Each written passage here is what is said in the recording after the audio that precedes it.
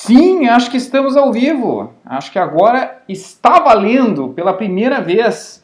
A AD Jogos vem com uma live para tirar dúvidas e fazer esta comunicação com os futuros desenvolvedores de jogos do Rio Grande do Sul. E do Brasil, quem sabe, que está do mundo. Estou aqui com a presença do Everton Vieira, do Ivan Silveira e da Jana, né? Para falar tudo sobre games para a galera.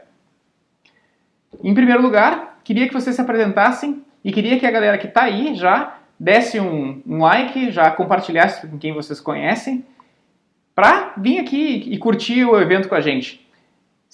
E lembrem saibam que existe a AD Jogos no Facebook, lá vocês vão tirar várias dúvidas. Em primeiro lugar, queria chamar a Jana para se apresentar, dizer onde que ela trabalha e como que ela está na indústria de jogos. Eu sou a Jana, né? Acho que vocês explicaram isso. Eu sou recém-formada no curso de Jogos Digitais, eu me formei em 2019, no final de 2019, e no começo de 2020 já comecei a trabalhar. Eu trabalho hoje como artista na Red Crab, e eu tive uma experiência também de display, e antes disso eu trabalhava como freelancer. Vamos passar para o segundo elemento da bancada, que é o Ivan, que é diretor da AD Jogos, que é uma das pessoas que mais promove a AD Jogos aqui com a gente. Então, Ivan, diz quem tu é e qual é a tua empresa.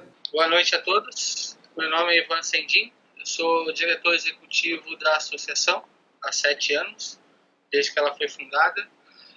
Eu me formei no curso de jogos também pela Fevale, em 2012. Eu tenho uma empresa chamada Epopeia Games, que é uma empresa há 10 anos atuando no mercado, desenvolve jogos para prestação de serviço para empresas da Europa e na Ásia, e agora desenvolvendo alguns jogos lançando na plataforma de Steam e consoles. E estamos aí, né, para falar um pouco mais sobre o mercado e tentar sanar algumas dúvidas que as pessoas têm sobre esse mercado. Perfeito. E por último, não menos importante, muito antes pelo contrário, o nosso presidente da AD Jogos atual, o Everton, vai se apresentar e a sua empresa, que é a EasyPlay. Boa noite, pessoal. Então, meu nome é Everton, sou fundador da EasyPlay Game Studio, empresa de Pelotas. Completa 10 anos hoje. Hoje não, esse ano, na verdade, né?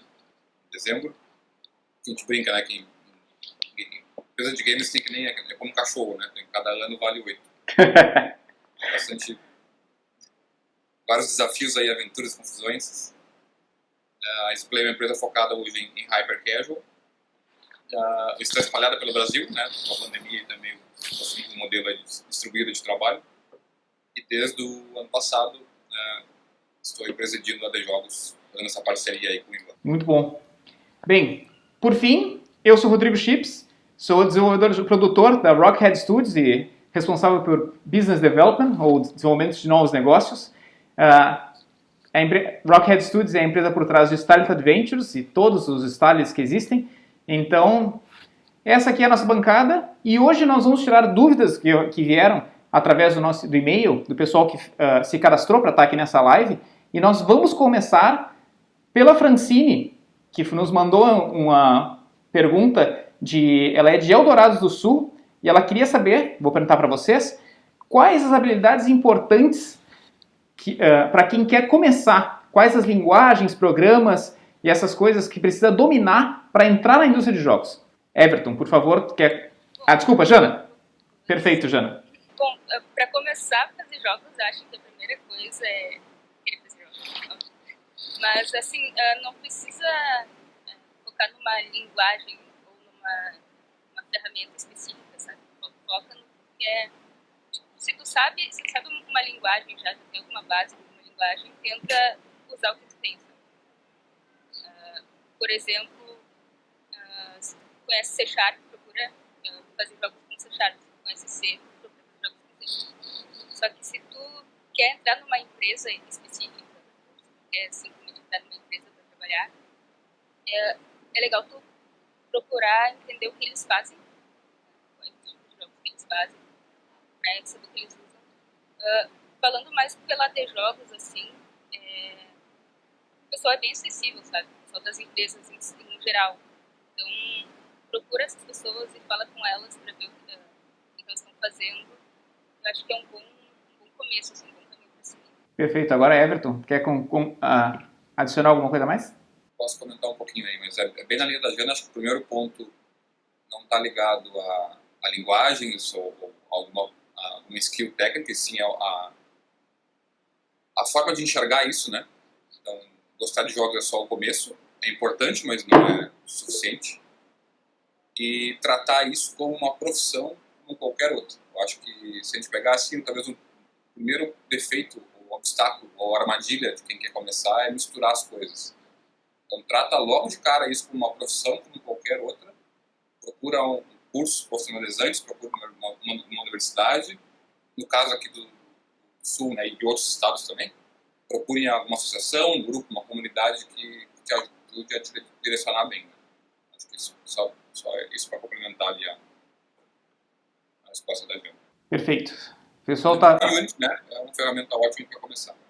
Verdade. Citando uma ferramenta para começar. O pessoal está reclamando que o som está um pouco baixo, eu vou tentar dar uma ajustada. Enquanto isso, Ivan, tem alguma última indicação? Acho que o pessoal conseguiu completar bem nessa parte. Geralmente as empresas da associação estão trabalhando com Unity e algumas com Unreal. Então são as plataformas mais usadas. Geralmente a linguagem é C#. Na relação com a parte artística também eu acho que vale mencionar. Que aí é os pacotes da Adobe, Illustrator, Photoshop, mas parte de Blender, 3D Max, até às vezes em relação com a animação até pode funcionar também o Maya. Então são alguns complementos, né? Mas é extremamente importante, assim, além de entender quais são as linguagens mais usadas, tentar buscar capacitação nessas áreas, tanto se for o caso, com cursos técnicos, se estiver fazendo cursos técnicos ou graduação ou pós, que aí já as universidades já vão aplicar. Senão, também no YouTube está cheio de cursos básicos. Se você está começando agora, tem vários cursos básicos, dá para aprender bastante informação ali para, pelo menos, já ter uma noção de como pode produzir essas peças. Então, hoje não tem como não ter informação. Hoje tem muita informação na internet de como você pode aprender minimamente qualquer coisa sobre produção de jogos na prática mesmo, né? Com softwares. Vou seguir para a segunda pergunta, que é do Kleber Salles Pereira, de São Paulo. Né? Ele fez, não uma, mas ele aproveitou e fez duas perguntas. Que a primeira delas é: que tipo de incentivo que vocês sentem falta para o crescimento do mercado de games no Brasil? E a segunda pergunta, eu já vou emendar, vejo muitos pequenos grupos pedindo pessoas para trabalhar grátis, depois do jogo vender, para repartir os lucros. Qual a opinião de vocês sobre isso? Vamos começar pela primeira, que eu acho que é mais simples, que é: que tipo de incentivo vocês sentem falta para o crescimento do mercado de games? Eu acho que vocês têm muito a dizer, especialmente o Everton, que conseguiu essa parceria, esse programa Gamers, né? Quer dar uma passada por cima disso, Everton? Sim, posso comentar. É uma conquista aí, né? Não só da The Jogos, mas também, né, de anos aí de relação com o governo. Pegando aí esse governo que é um pouco mais aberto que os anteriores, e realmente foi uma conquista bem importante aí, que é o Game RS, ou Gamers, né? Que, para quem não sabe, é o programa, né, aqui do governo do Sul, do Rio Grande do Sul, que enxerga, né, vamos colocar assim, principalmente a indústria local, e a partir de agora vai realmente nos ajudar bastante em várias frentes. Nem cabe citar todas aqui, mas, né, desde editais, né, a incentivo a missões no exterior, e principalmente um alicerce que a gente está trabalhando muito, né, desde do ano passado, que é o pilar, né, da parte acadêmica, né, a parte da educação aqui do Estado em relação a melhorar os cursos, né, a levar para a comunidade essa informação mais organizada. Como a gente falou, né, é importante ter acesso à informação de uma forma bem resumida, né, e clara. Então, é um pouco complicado de elencar as partes que a gente sente falta, porque aqui a gente meio que se acostumou, né, a não ter muito recurso público, não ter nenhuma iniciativa do Estado até o momento, né, desse incentivo. Basicamente os editais, talvez eu poderia citar, que aqui no Sul, principalmente, são bem mais raros que em outros estados. Mas a gente também já viu a parte ruim disso, né? Empresas que acabam se acostumando, né, a seguir essa sequência, né, de incentivos, e depois, quando o projeto acaba, não sabe para onde ir. Então acho que eu particularmente não tenho o que reclamar. Tudo que faltou a gente foi atrás para buscar. Mas eu acho que, de forma geral, para o país como um todo, né, reconhecer a indústria como uma indústria bem sustentável, pelo menos a partir de agora. Enxergar o quão interessante seria fomentar isso no país todo, para que, né, que empresas consigam levar seu trabalho para fora, serem reconhecidas. Acho que o primeiro ponto assim pode ser o mais bobo de todos, é reconhecer a indústria, ouvir o que a gente tem para falar. Eu acho que a gente consegue convencer aí, facilmente, né, quem não conhece a indústria a incentivar, né, e a investir nela. Com certeza, com certeza. Acho que é um grande passo que a gente conseguiu dar esse ano, a indústria como um todo. E eu já vou, se tudo bem, eu vou pular para a segunda pergunta do Kleber, que é sobre os pequenos grupos que pedem para o pessoal trabalhar de graça e dividir os lucros. Eu acho que uma pessoa boa para responder essa pergunta é a Jana. O que tu tens para me dizer sobre isso, Jana? Eu acho que, primeiramente, é preciso saber diferenciar o que é trabalhar de graça e o que é participar de um grupo para fazer um jogo. Trabalhar de graça ninguém quer, obviamente. E se for participar de um grupo assim, onde está todo mundo trabalhando e tem uma ideia e quer fazer um jogo, eu acho super válido. Mas as pessoas querem, talvez, te contratar, entre aspas, assim, para tu fazer determinada tarefa que seja ali no jogo e não te pagar para isso, tipo, como se fosse um freelancer de graça, digamos assim, eu não acho legal, sabe? Eu acho que primeiro tu precisa entender se tu tá participando do grupo como um igual ali e todo mundo tá desenvolvendo. E eu acho, no meu ponto de vista, acho que isso tudo bem, mas não fazer o trabalho para alguém, sabe? De graça, assim. Tipo, se tu tá trabalhando e a outra pessoa não tá trabalhando, ela só quer que tu faça para depois tentar que o jogo dê certo e aí tentar conseguir algum dinheiro, sabe? Sim, te entendo.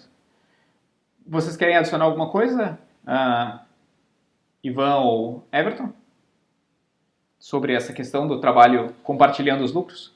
Exato. É uma pergunta um pouco ambígua ali, concordo com a Jana. Tem grupos, né, de amigos, de colegas, de alunos, né, que podem se juntar para fazer um projeto. Isso eu incentivo fortemente, inclusive a própria D-Jogos incentiva isso tudo, né? Sim. Até procure repetir o grupo em jams e tal, para pegar entrosamento, tudo.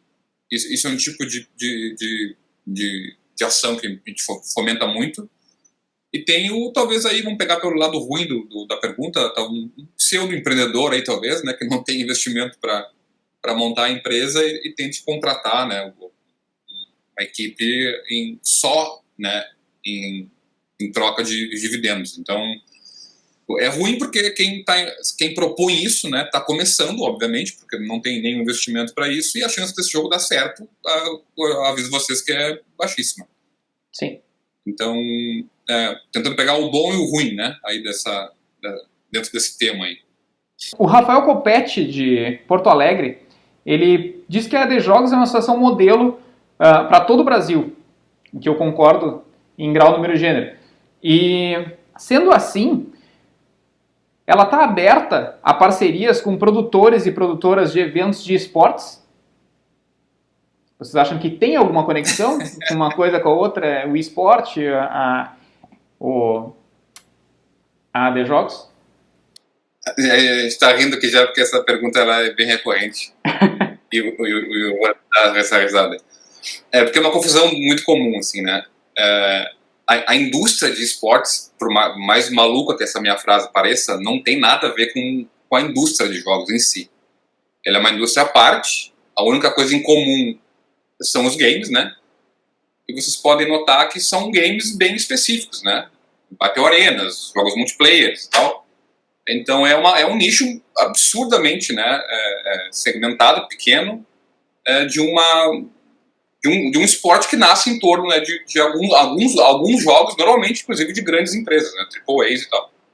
Então isso não toca nem de longe, né, na indústria brasileira, nesse sentido, e na verdade toca também muito pouco na indústria mundial, né, nesse sentido também, porque quase um business à parte, assim, né.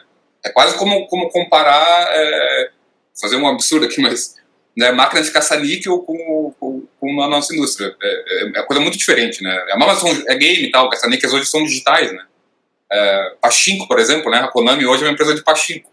Sim. Não tem nada a ver com a gente. Então, não, a The Jogos não tem nenhum tipo de trabalho nesse sentido de esportes. Não temos como ter, porque é um outro foco bem diferente. A gente não tem competência nem gente especializada para isso, né? Apesar, né, do Game RS ser um programa abrangente, né, em um nível que vai abordar, sim, esportes. Mas essa parte de esportes não tem relação com a The Jogos. Inclusive, a gente está procurando, eu e o Ivan, alguma associação, algum grupo que fique responsável por isso, porque nós não temos hoje interesse, competência e até sentido de se envolver com isso. Realmente. Só complementando, assim, para complementar, a gente, assim, ela é um nicho que também está crescendo no mundo, né? Essa prática e tudo mais. A gente entende que tem uma importância em relação a isso. Então, um garoto aí, um estudante que queira ou praticar esportes ou desenvolver jogos, ele tem duas vias dentro desse mercado. Então, mas são completamente distintas. Uma coisa é você produzir jogos e lançar nas lojas e tentar conseguir rentabilidade com isso. Outra coisa é você treinar para jogar um jogo especificamente, né? Praticar ali treino como se fosse literalmente um esporte, como jogar bola, tu tá treinando jogando Street Fighter para conseguir ganhar torneios e assim por diante. Então são práticas completamente distintas, apesar do game, né, ainda assim ser relacionado com game, mas a The Jogos visa produção de jogos, né? As empresas trabalhando para jogos para fomentar o mercado de games, nesse sentido, de desenvolvimento. Então, a gente entende a importância, mas a gente não é a associação que pode representar esse tipo de nicho. Bem, dito isso, acho que a gente já explicou direito a questão entre a The Jogos e os esportes. Nós vamos para mais uma pergunta. Aliás, são várias perguntas. Do Cláudio Roberto Feijó, também de Porto Alegre. Ele perguntou: antes de criar o objetivo do jogo, devemos saber como vai ser o mundo do jogo? Eu vou colocar uma por uma. Eu acho que até a Jana seria uma pessoa legal para responder essa questão. Começar por ti, Jana. Já que é uma pergunta complexa, desculpa. Bom, eu não sei se eu entendi direito, mas para tu criar o objetivo do jogo em questão de mecânicas, assim, por exemplo, tu não precisa saber qual é a temática do jogo. Exato. Pode inserir a temática depois que tu já tem a tua mecânica pronta. Agora, se tá falando de um objetivo que é extremamente temático, que eu acho difícil, aí faria sentido, né? Mas em questão de mecânica, não é necessário saber o mundo do jogo antes de tu criar o que vai ser feito nele. Perfeito. Eu já vou para a próxima pergunta, que é: usar criadores de conteúdo para fazer propaganda tem se mostrado uma grande ajuda para o marketing, mas como saber qual? E o melhor criador de conteúdo para testar o jogo? De novo, tô tentando entender essa pergunta direito que ele escreveu aí. Eu vou tentar refazer a pergunta. O pessoal tem usado influenciador para fazer com que o jogo seja conhecido. Vocês acham essa uma técnica boa? E vocês acham quando é que é o momento ideal para até mandar para esse influenciador para ele começar a jogar o jogo? Bom, eu vou falar um pouco da experiência que a gente tem aqui e do que a gente conversou com o mercado internacional e nacional. Algumas palestras, inclusive algumas palestras estão na GDC desse ano, falam um pouco sobre essa influência. Estatisticamente, nessas redes, nessas palestras, eles citam que não tem uma grande influência em termos de venda, de converter o jogador a comprar aquele game.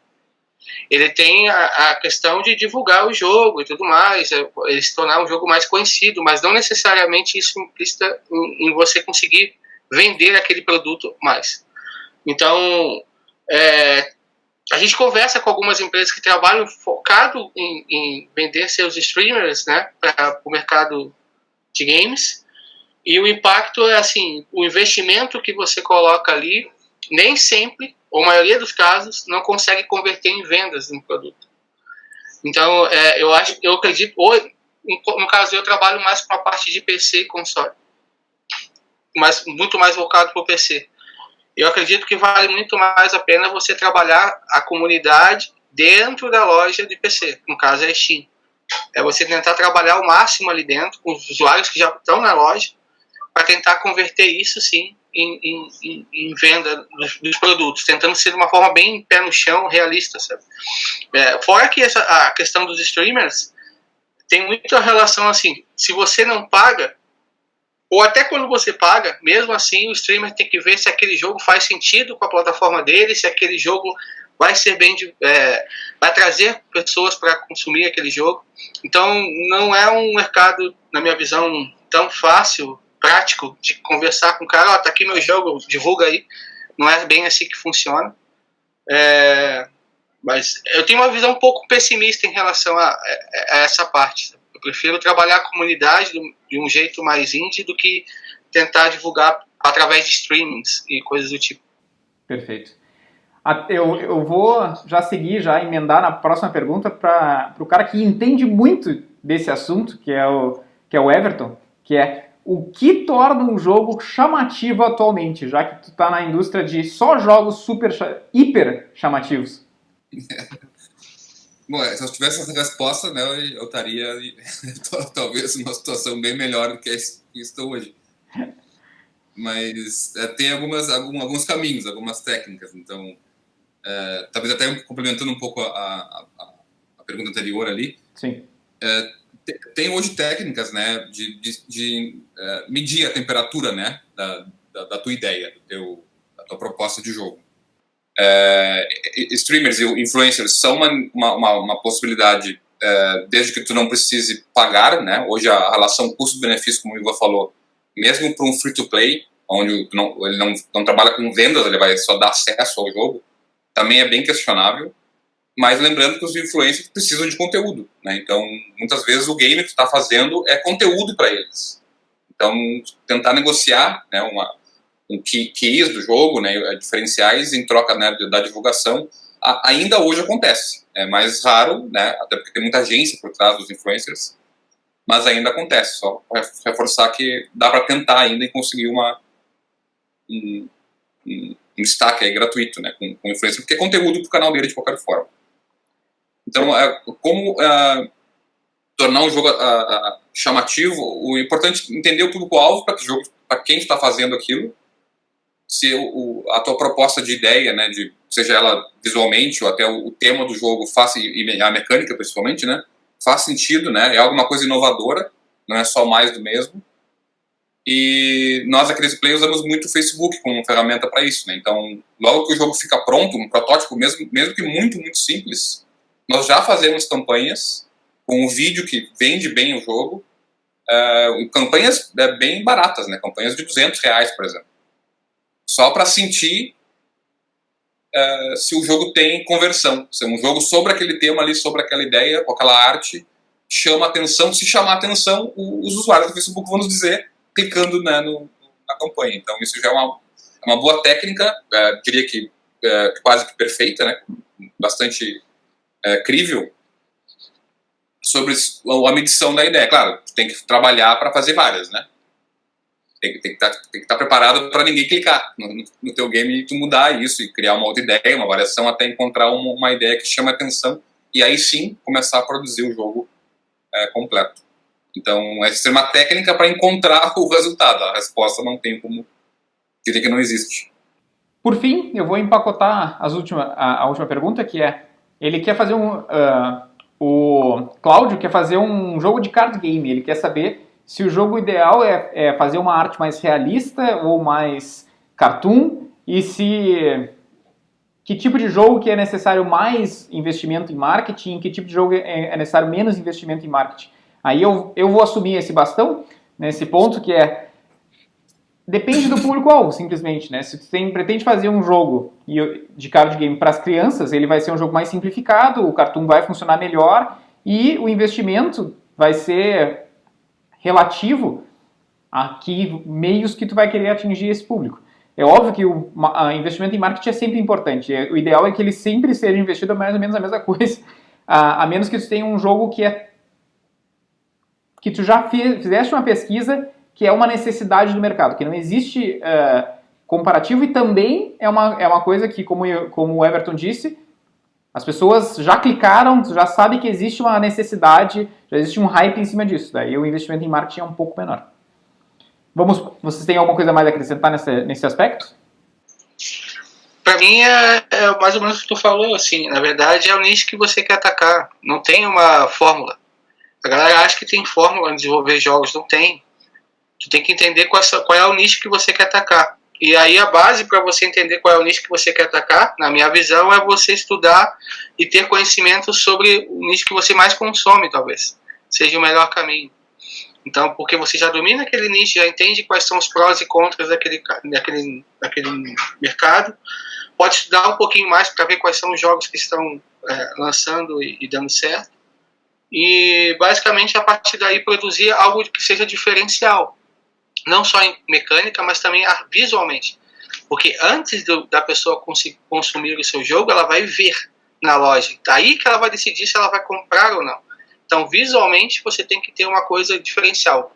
Então, por exemplo, você pode colocar ali Last of Us, God of War e assim por diante. Mas também você tem jogos indies como Cuphead, que é totalmente diferente a visão artística, mas que, nossa, chama tanta atenção que vale a pena também comprar. Então, não existe uma fórmula assim, tem que ser esse tipo, tem que ser tudo AAA. Geralmente, os estudantes que entram nos cursos de jogos acham que vão fazer o primeiro MMO, God of War, tudo AAA. E eles têm que parar com isso, têm que entender a sua limitação, até onde você consegue desenvolver jogos. Tá, eu sei fazer 2D, não sei fazer 3D, então não pensa em fazer jogos 3D nesse momento. Foca em fazer jogos 2D e tenta achar um nicho, uma característica ali que torne o seu jogo diferencial em relação a isso. Visualmente diferente e atrativo. Ou então se espelhar num game que vendeu e falar, vou fazer algo semelhante com alguma característica diferente, porque é assim que o mercado se baseia. Não é exatamente, tem que ser tudo AAA. Não entendo desse jeito. Vamos para a próxima pergunta, que é do Thiago Mota, de Porto Alegre.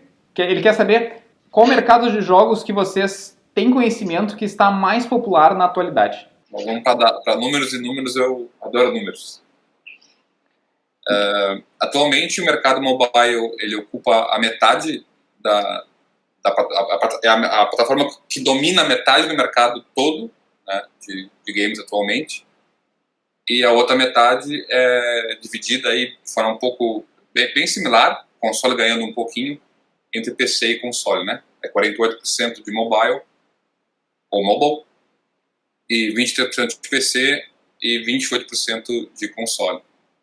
Então, como uma plataforma única, né, o mobile é quase mais do que as outras duas somadas, né? Então, sem dúvida, o mobile hoje é a plataforma mais popular, vamos colocar assim. Mas são nichos diferentes, né? As três plataformas base, console, mobile e PC, têm as suas formas, os seus modelos de negócio, os seus formatos de jogos, as suas regras, vamos colocar assim. PC e Premium é uma forma, né? Mobile Free-to-Play é outra, o Hyper Casual, né? é um nicho dentro do próprio Free-to-Play e tal. E console segue, né? Digamos, talvez trazendo, né, um modelo tradicional, né, de negociação, de modelo de negócio que a gente conheceu quando, no caso, né, dos nós três mais velhos, a Jana novinha aí, conhecemos quando tivemos nossos primeiros consoles. Então, em termos de popularidade, mobile é a mais popular. Sim, com certeza. Não sei qual a pergunta, se tinha alguma segunda pergunta dentro dessa, mas... popularidade também. Eu até vou fazer um bem bolado aqui, porque o Demetrio Bianchi, no nosso chat, fez uma pergunta com relação a um convidado, a uma live que ele assistiu, que o Grazetti disse que na indústria a cada 100 empresas, apenas 20 se sustentam. E essa pergunta que eu tinha feito era, na verdade, do Luan Deuner. O Thiago Mota, de fato, perguntou como é o mercado de trabalho no Rio Grande do Sul e no Brasil na área de games. Então, eu gostaria de ouvir até da Jana, que está entrando no mercado e está vendo assim, quais são as opções que existe, como é que é trabalhar na Hermit, quão difícil foi entrar no mercado para ela? Bom, na minha experiência, né, eu sempre estava próxima ao pessoal das empresas, por causa de eventos da faculdade, inclusive, também por causa da AD Jogos, e eu estava sempre frequente em eventos, então a minha proximidade com as empresas estava bem frequente, sabe? Sempre estava vendo o que o pessoal estava produzindo e eu conhecia bastante pessoas, eu pedia ajuda para pessoas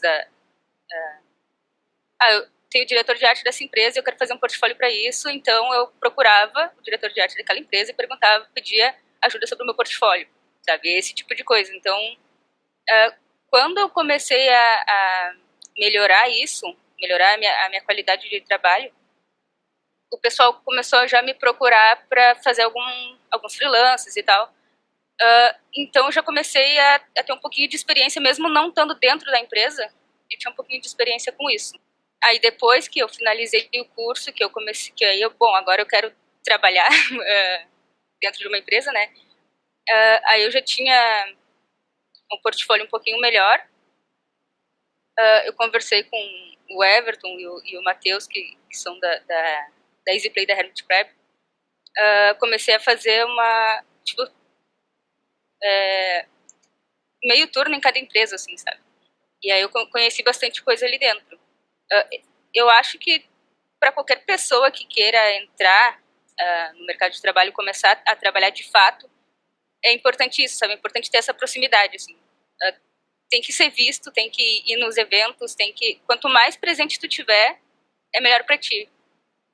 Se tu quer realmente entrar no mercado. E eu não considero, no meu ponto de vista, eu não considero que foi difícil nesse sentido, sabe? Porque todo mundo era muito acessível sempre.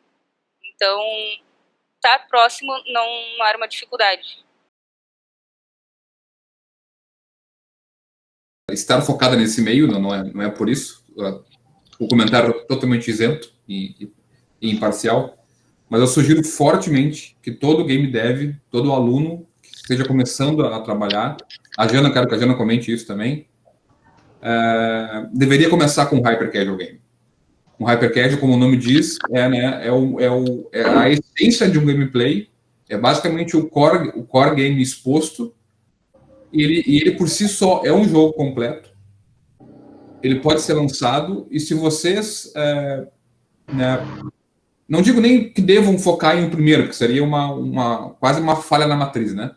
Mas tentem fazer 1, 2, 3, 4, e até consigam, né, evoluir rápido e atingir um game realmente interessante.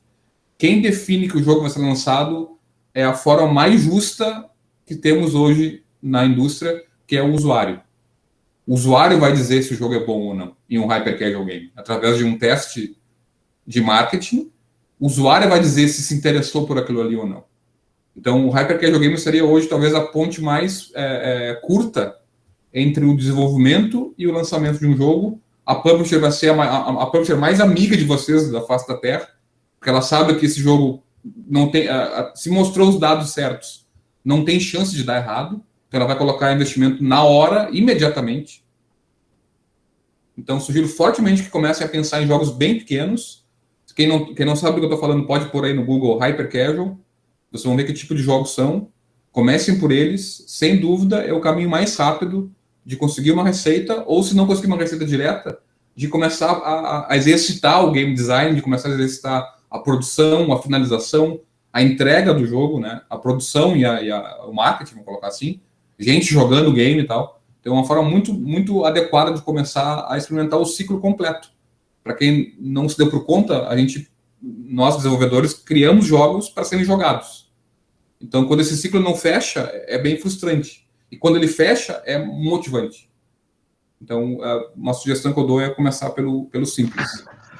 Complementando, indo para a linha do PC, eu sempre penso assim, digamos, tá, você tem poucos recursos financeiros. Eu acho que você tem que entender quanto tempo você consegue produzir um jogo, qual é a qualidade desse produto e tentar entender se, digamos que eu tenha um orçamento que vai me durar 4 meses para desenvolver um jogo. Então não pense em fazer um The Last of Us, certo?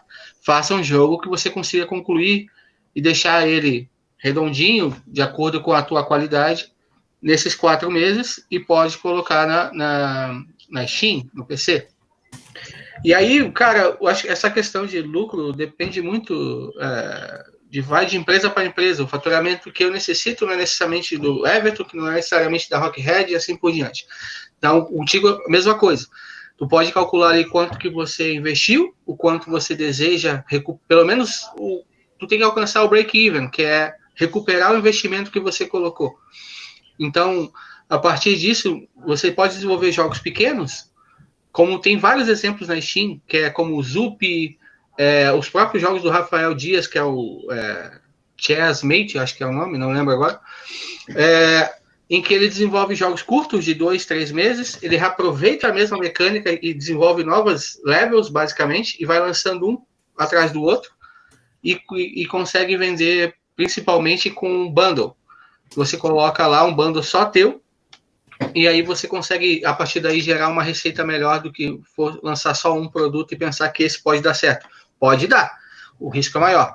Mas se você começa a lançar alguns produtos e montar um bundle na Steam, principalmente para pessoas, empreendedor individual, né, um desenvolvedor individual, pode ser um caminho também.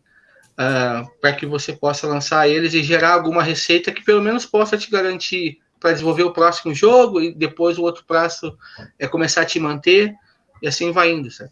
É um caminho, não é fácil também. A Steam está atolada de jogos, hoje a cada dia são lançados mais de 50 games na Steam por dia e está cada ano piorando isso, mas é um formato, é uma possibilidade de você tentar conseguir gerar um lucro. Mas eu acho que o mais importante aí é você aprender. É pegar, desenvolver um jogo e botar no mercado. Isso vai te gerar uma experiência gigantesca, uma maturidade gigantesca para entender como ele funciona, porque só a gente comunicando não adianta. Tem que aplicar na prática para tu entender realmente o que a gente está falando, sabe? É como se fosse perder a virgindade lançando um jogo.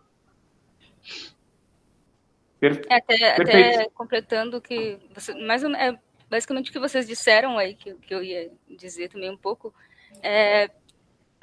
pelo que o Everton falou também, né, dos hyper casuals, tipo, tu faz muitos jogos focando na mecânica e tu quer que o jogo seja, tu começa a pensar de forma mais objetiva, né, para a questão de mecânica, e quando tu vai fazer um hyper casual, tu quer que ele seja viciante, que tenha um gameplay rápido, e tu quer que seja um jogo refinado para tu poder entregar. E também, e acho que isso também não se aplica só ao jogo do celular, né?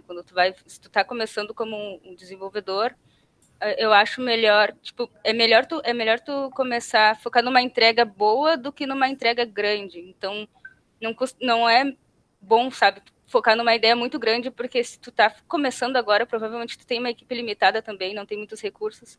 Então faz o melhor que tu puder, mesmo que seja uma parte pequena do jogo, sabe? Tu pode imaginar um jogo grande, mas foca numa parte pequena dele para poder apresentar isso e vender de alguma forma. A Luísa perguntou ali em relação a Game Jam, serve para isso? Serve. A Game Jam serve para muitas coisas. Uma delas é exatamente isso.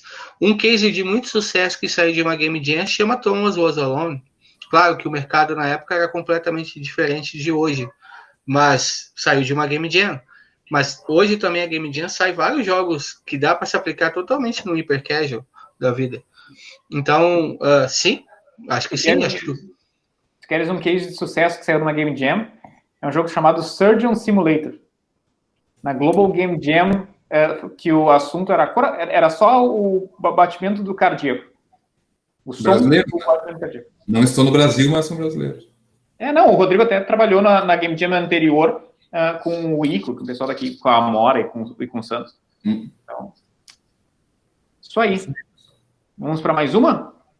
Vamos. Então, o Roberto Litel, de Porto Alegre, perguntou como está a procura por desenvolvedores de jogos brasileiros em empresas do exterior? Uma pergunta bem interessante. Eu já tive o prazer de ir para lá e eu acredito que a gente tem esse problema, não essa coisa boa, né? Depende do ponto de vista. Depende do ponto de vista. Como é que tá agora o momento, Jonathan? O assédio está muito alto para ti? Nas empresas de fora? Não, de fora não tem muito assédio, não. Não. Não. Para mim tá tranquilo. Mas, assim, pelo que eu tenho visto, né, tem bastante gente indo para empresas do exterior sem ter tentado ir para empresas do exterior, sabe? O pessoal está trabalhando aqui, se destacando de alguma forma e começam a receber convites. Sim, LinkedIn. LinkedIn tá aí, né? LinkedIn tá aí para isso. Então, se o teu objetivo aí, eu acho que é um bom momento agora. Até porque tá todo mundo trabalhando remotamente, ainda é mais fácil, né? Não precisa necessariamente tu ir para lá, para trabalhar lá. E como é que vocês estão vendo esse assédio do exterior, Ivan e Everton? Para a empresa é péssimo. Porque a gente acha o cara bom e quando a gente mantém esse cara bom, vem uma empresa e leva ele embora. Né? Isso já aconteceu com algumas empresas da associação. Eu acho que assim, o caminho basicamente tem uns exemplos na própria Rio Grande do Sul aqui. Tem pessoas que começaram numa empresa pequena no Rio Grande do Sul e dali foi para a Samsung lá na Amazonas. Depois foi para a Hoplo, na Santa Catarina, e dali foi para outra empresa lá na Alemanha, agora está lá na Inglaterra trabalhando no Gear 5, né? Tem alguns profissionais que fizeram esse caminho. O detalhe, assim, para tu conseguir trabalhar direto no mercado internacional sem passar por essas empresas, tem que ser muito foda. Tem que ter uma qualidade absurda, uma disciplina gigantesca.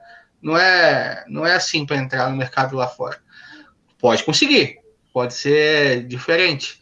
Mas o caminho seria você estudar, se capacitar, a partir daí pegar oportunidade em empresas pequenas e vai evoluindo gradativamente. E à medida que você vai evoluindo nessa empresa, você vai tendo mais experiências para botar nesse currículo e, consequentemente, tentar oportunidades lá fora. Esse seria o melhor caminho. Não, claro que tu sempre, paralelamente, pode ir tentando. Não há motivo para não tentar botar os currículos e portfólios nas vagas lá de fora, mas a chance é menor, né? As possibilidades de conseguir uma vaga direta é menor. E em relação à percepção para nós do mercado, os profissionais com muita qualidade acabam indo. O sonho deles também é esse, né? Além de desenvolver jogos, também tem essa questão de morar fora e estar sendo pago para desenvolver jogos lá fora. Não tem muito o que fazer em relação a isso. Se é o sonho do cara, né? Mas para nós não é bom. Sinceramente, para nós é ruim, porque aí a gente não consegue manter um profissional de qualidade aqui que, consequentemente, gera um impacto na empresa, né? A gente perde qualidade de produção. Então, a gente não gosta muito disso. É como dizia um amigo meu, a gente fica com dois corações, né? Porque, pelo lado da empresa, a gente investe, né? Ajuda o profissional a se capacitar e quando ele estaria no seu ápice, né? Ele estaria saindo da empresa e tal. Mas não tem como ficar chateado com isso, no fundo, porque, como o Ivan falou, é um crescimento natural. O brasileiro tem, né, bastante a síndrome do impostor, então isso aqui é ruim, né, lá é melhor e tal, e nesse caso é óbvio que é melhor, a gente sabe que não dá para pensar diferente. Então aqui, nesse ponto, faz parte, é complicado para quem empreende, né, mas faz parte, não tem como achar isso ruim, só ruim, né. E a solução para isso, eu acho que é aumentar, né, a capacitação, que é o que a gente vem fazendo agora nos últimos anos, aumentar a oferta de profissional, para que, né, não tenha só uma pessoa, né, excelente, sim várias. Então, eu acho que é um pouco por aí.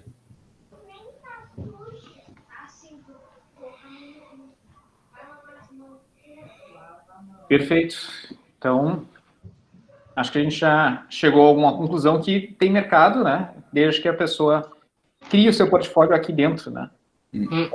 Não necessariamente indo para os grandes centros, como eu vi alguém comentar no Alguém não. Vamos ser justo, como o Gerê comentou, né? Mas é necessário.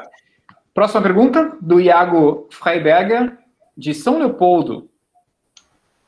Como é o mercado para quem trabalha com arte conceitual nas empresas de jogos? No Brasil... Faz uso de concept art? Sim, no Brasil, extremamente nichado e difícil. Por quê? Por conta da maturidade das empresas. Ainda não tem muita empresa podendo contratar um nicho tão específico. Mas isso é questão de tempo. Uma comparação que dá para fazer é o nicho, por exemplo, de sound designer. Há anos atrás, a gente não tinha ainda um mercado que abraçasse esse tipo de demanda. Por quê? Porque ainda estava sendo construído, as empresas achavam que poderiam desenvolver por conta própria a parte de sons, e à medida que foi lançando jogos, foi fazendo trabalhos de mercado, foi vendo que essa demanda é importantíssima. E começou a dar seu devido valor. E isso vai acontecer com várias áreas, narrative design, a parte de arte conceitual, dá para se usar, tem como tu fazer um freela para artes conceituais para algumas empresas, mas ainda é um nicho muito pequeno e para tu realmente trabalhar, ser contratado para fazer só isso vai demorar ainda alguns anos, porque as empresas ainda precisam crescer muito para chegar nesse nível, assim, na minha visão. A Jana mexe com arte, pode também comentar. O lado do artista, né? Vamos colocar assim. Também. Na verdade, é bem isso que o Ivan falou, assim. Tem bastante... tipo, as empresas elas não estão necessariamente buscando o profissional que seja especificamente artista conceitual, sabe? Eu acho que é mais fácil de ser, talvez, um artista generalista, porque tu pode vir a fazer arte conceitual no meio das outras artes, mas é muito difícil, pelas empresas que eu vi, pelo menos pelas empresas que eu conheço, é muito difícil ter uma pessoa que vai só fazer arte conceitual ali na empresa, sabe? Quase... Acho que talvez uma empresa que eu consigo pensar agora, sabe? Mas das empresas que eu vi aqui do Rio Grande do Sul. Mas é bem complicado esse nicho, assim. Perfeito. Então, mais uma pergunta, né? Do Rodrigo Fagundes Cotrim, de São Paulo. Ele perguntou qual a melhor maneira de fazer networking para entrar no mercado. Vai em evento. Aí, ó, matou a charada. Essa foi um... Obrigado, próximo. Não, mas não adianta só ir no evento, né? Tem que conhecer as pessoas nos eventos. Essa é a chave. Claro. Todos os eventos. Participar de eventos da universidade, participar de jam, participar de tudo. Quanto mais eventos tu for e mais se tornar presente, realmente ir conversar com as pessoas, mais network você gera em relação a isso. É o principal. Tem muita gente que diz, mas eu tenho vergonha e tal, essa coisa de eu até vou nos eventos, mas não consigo falar com ninguém. Então, vai acompanhado de um amigo que fala, sabe? Pega o Facebook das pessoas, o LinkedIn, sei lá, a rede social que tu usa, adiciona as pessoas e puxa um assunto, sabe?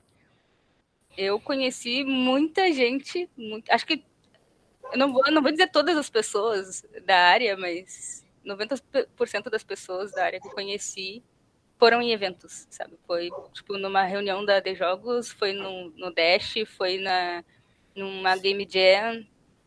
E hoje eu considero que eu conheço bastante pessoas, assim, sabe? Então, até, inclusive, a Luísa, que tá aqui no chat, eu conheci ela numa Game Jam, e foi ela que me falou da vaga que eu tô ocupando hoje na empresa, sabe? Por exemplo. Eu nem sabia. Ela que me chamou. Olha só, tem interesse? A gente se conheceu numa Game Jam, sabe? E dê a cara a tapa. Vai nos eventos e mostra o seu trabalho. Não fica com medo de tomar crítica. Pelo contrário, isso é bom. Mostra, cara. Mostra ali seu serviço, troca ideia. Pega cartão. Não dá cartão para nós, pega cartão. Para pegar os contatos. É mais importante para você isso. Mas dá a cara a tapa. Para de ficar com vergonha. Faz as ações aí, que é o único jeito de você mostrar. Quem não é visto não é lembrado. É bem simples. É legal também que, principalmente para os alunos, né? Eu tenho muito colega que fazem muitas coisas legais, só que ninguém sabe. Que eles não postam em nenhum lugar, sabe? E aí, tipo, eu quero um dia trabalhar em tal empresa. Tipo, tá, mas eles estavam procurando gente para isso até ontem, assim. Mas é que daí eu já não tenho tanta experiência. Tipo, tá, mas tu quer adquirir experiência como, sabe? Tu não mostra para ninguém que tu faz, tu não pede o feedback, tu não procura. Às vezes pode até, assim, tu realmente não ter experiência para fazer aquilo, mas vai procurar ver o que eles querem, sabe? Tipo, o que eu preciso fazer para adquirir essa experiência, sabe? Bom, conversa, né? Conversa com as pessoas. No geral, é isso. Aproveitando o gancho dessa questão, até vou colocar já a próxima pergunta, que é do Ryan Ricardo da Silva Rossi, de Porto Alegre, que ele disse assim, no término do curso de jogos, há sempre uma dúvida que fica, e daí? O que mais que eu faço a partir daqui? Né? E eu vou, até nesse aspecto especificamente, eu sou formado em jogos digitais e o que eu fiz foi pesquisar todas as empresas e mandar currículo para todas elas. Foi o meu primeiro passo. E o meu segundo passo foi ir num evento que existia, que era a SB Games. Que era a única coisa que a gente tinha na época. Assim, fundamental no Brasil. Então, vocês têm uma outra dica? Para mim já está errado esperar terminar o curso. Eu ia dizer, não tem uma chave mágica que liga ali que você tem que esperar te formar para mandar currículo. Claro.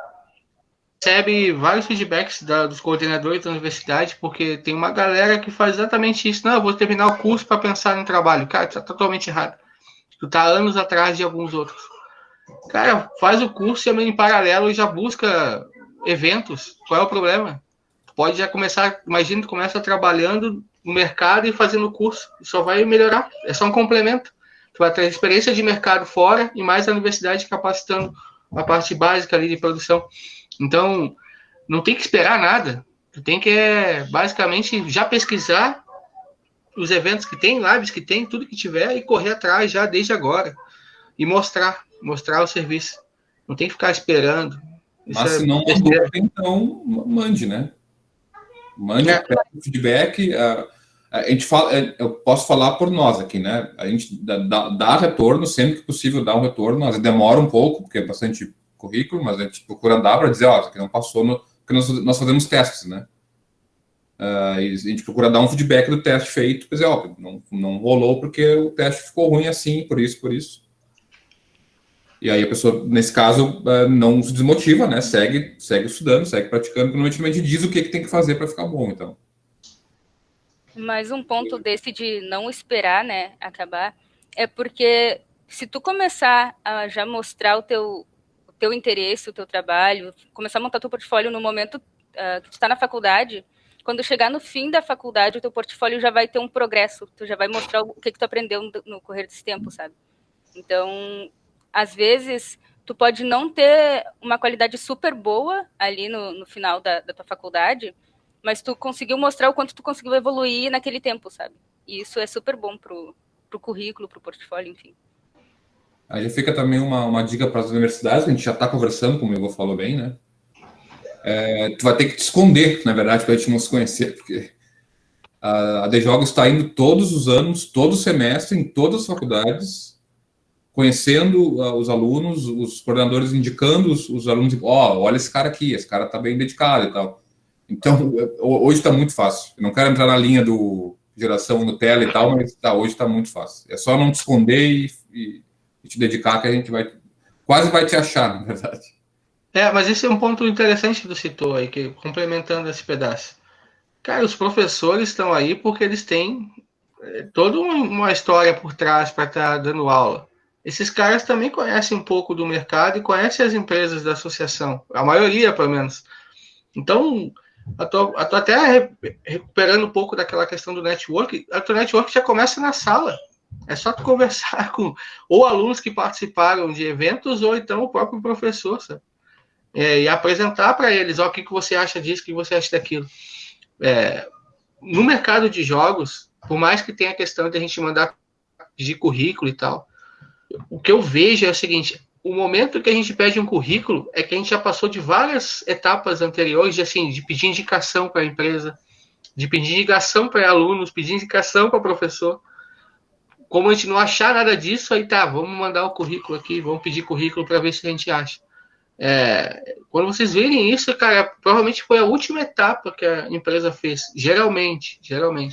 Claro que tem sempre exceções.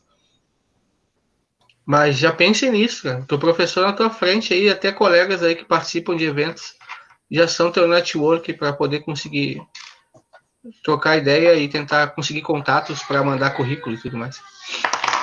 Perfeito. Então não façam como eu, não busquem no final. Mas na tua época foi com durante a faculdade. Tá ótimo.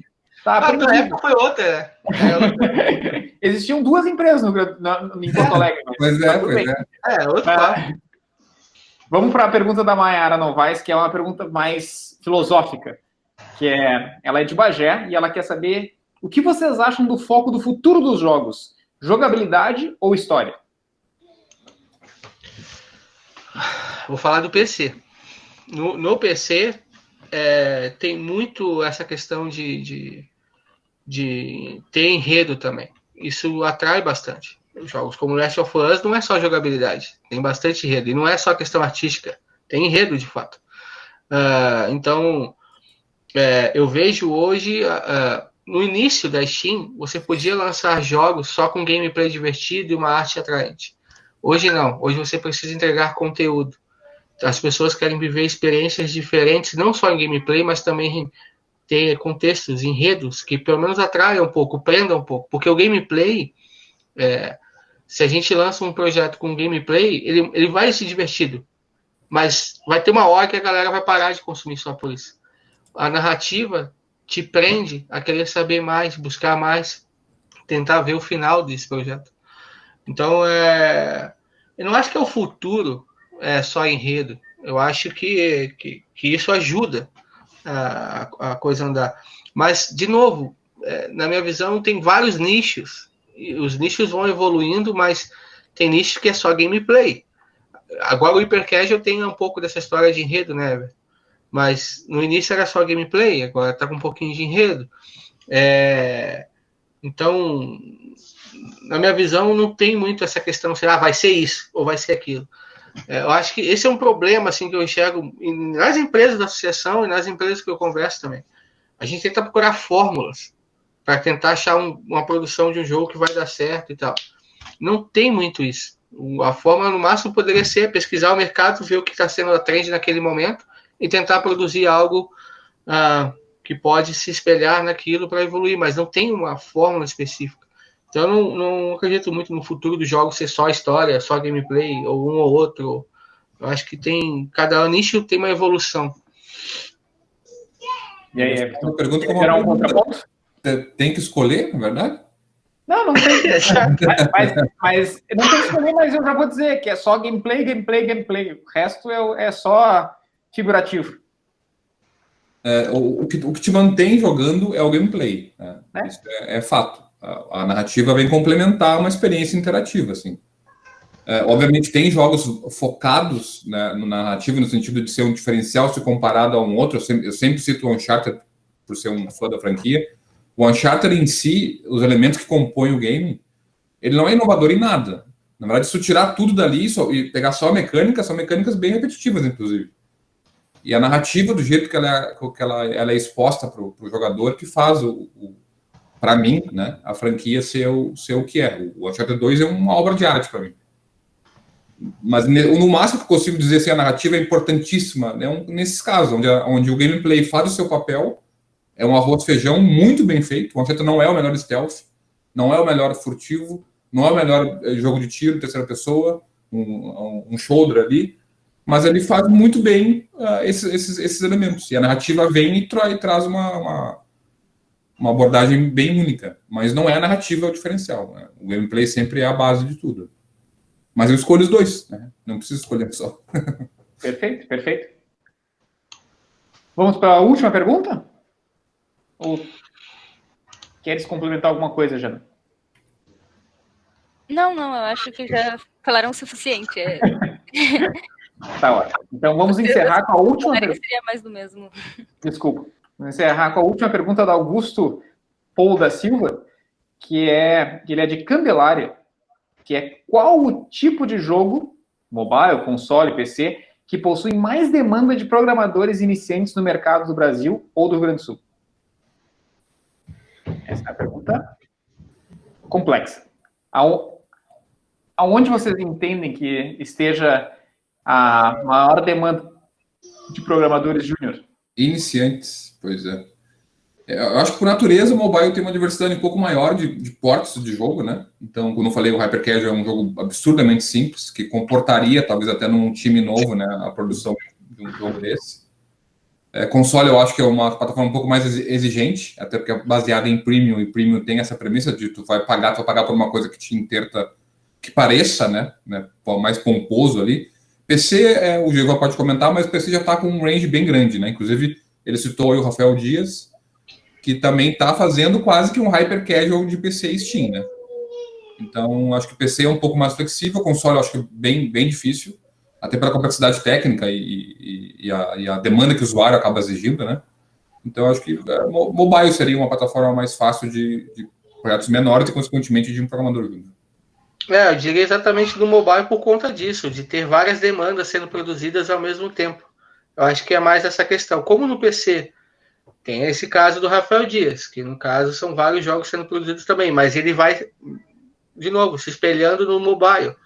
Então, o ponto é o seguinte, no PC e no console então nem fala, mas no PC a produção de um jogo é bem mais demorada do que no mobile. E é geralmente uma demanda, no máximo duas ali, a não ser os casos do Rafael Dias. Mas eu acho que no mobile é muito mais. A TEPS tem 250 jogos, imagina quantos jogos eles fizeram simultaneamente para lançar.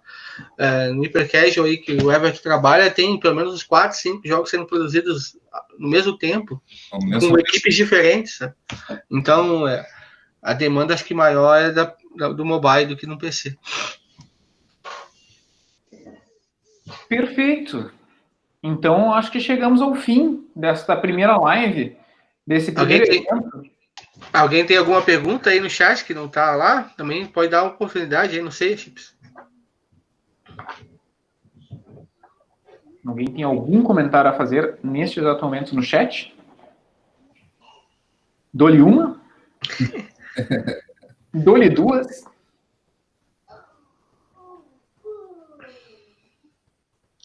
Não foi? Sim. Nós estamos a 1h30 nesta live, e como foi uma live com altos e baixos, a gente vai encerrar por aqui. Eu agradeço imensamente a presença desses bravos guerreiros que vieram para cá, para o Meet, para ouvir essas respostas, além, obviamente, da sabedoria do Ivan, da Jana e do Everton, que puderam nos elucidar várias questões que apareceram. Eu espero que a próxima seja muito melhor, e será, com certeza, live, e vamos melhorar uma atrás da outra. Algum comentário aí? Quero complementar. Primeiro, em relação à questão de cursos, tá? A gente está gravando essa live agora, assim como a outra parte do YouTube, a gente vai somar isso e vamos colocar lá no canal da D-Jogos. Tá? Então, vocês vão poder ver completa essa questão aí, até para retirar dúvidas de novo, né? Esquecer alguma coisa que a gente comentou aqui, pelo menos pode olhar lá de novo. Segundo, na descrição do YouTube, que a gente vai colocar lá, vai ter todos os links de todos os cursos de jogos que são parceiros da D-Jogos. Então, a UX, a Senac, a Unicinos, Fevale, PUC, Uniriter, todos eles vão estar lá, então vocês têm os acessos lá, os links, até o e-mail do contato do coordenador para trocar ideia. Então, vocês vão ter toda essa informação. A gente tem cursos técnicos até mestrado em jogos. e ali vai estar todos os links ali para vocês poderem trocar ideia e tirar dúvidas em relação a toda essa parte. E a última informação em relação a tudo isso. A ideia é que a gente faça uma segunda live, como o Chips falou, a gente vai tentar melhorar nessa questão, que será no final do mês, para falar mais sobre a questão da AD Jogos, e principalmente voltado para os estudantes da universidade, como é que você pode trabalhar hoje no mercado de games do Rio Grande do Sul.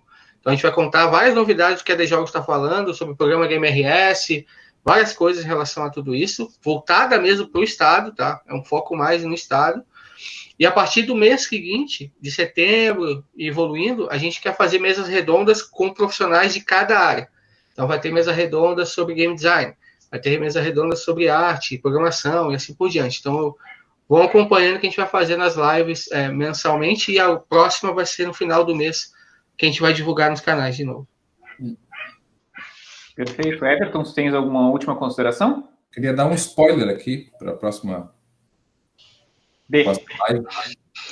O Passarinho me contou que talvez tenhamos alguma coisa como cursos oficiais e Unity Unreal no Rio Grande do Sul. É verdade. Não sei se eu ouvi certo, então, se eu fosse vocês, acompanhava a próxima live para ter certeza aí se esse passarinho. Então. Esse Angry Bird aí, contou a verdade. E Jana, porque a última notícia, últimas palavras, e aonde as pessoas se encontram, onde que as pessoas conseguem saber mais da empresa que tu trabalha e como fazem para tirar dúvidas especificamente contigo? Especificamente comigo, e também, assim, Hermit Crab Game Studio, dá para procurar assim no Instagram e no LinkedIn também. Se me encontrarem no LinkedIn, Jana Schumi, procurar Jana Schumi com CH, me encontrem em todas as redes. Bota Jana Schumi no Google, e aí lá no LinkedIn tem o link da empresa onde eu trabalho. Também, para poder... Eu vou escrever aqui no chat. Jana Schumi. Pode chamar no chat, não tenha vergonha. Estou disponível, estou quase sempre online, mas normalmente respondo mais à noite, que é quando me libera o serviço. Comenta o que vai acontecer amanhã, Jana, com o jogo. Amanhã, contagem regressiva aí, estou olhando o relógio a cada minuto. Amanhã tem lançamento de um jogo oficial do Paris Saint-Germain pela empresa que eu trabalho, Hermit Crab. Deixa eu botar aqui também, eu vou botar aqui no chat o Instagram do jogo. Amanhã vai estar disponível já na Google, na App Store, no Google Play, na App Store. Mundialmente. Perfeito, então é isso. Gurizada, um grande abraço para vocês. Eu me despeço daqui. Eu sou o Rodrigo Chips. Vocês me encontram em qualquer rede social. Foi um prazer estar com vocês e vejo vocês no final do mês, se eu não for demitido do meu cargo. Um abraço e até. Tchau. Falou.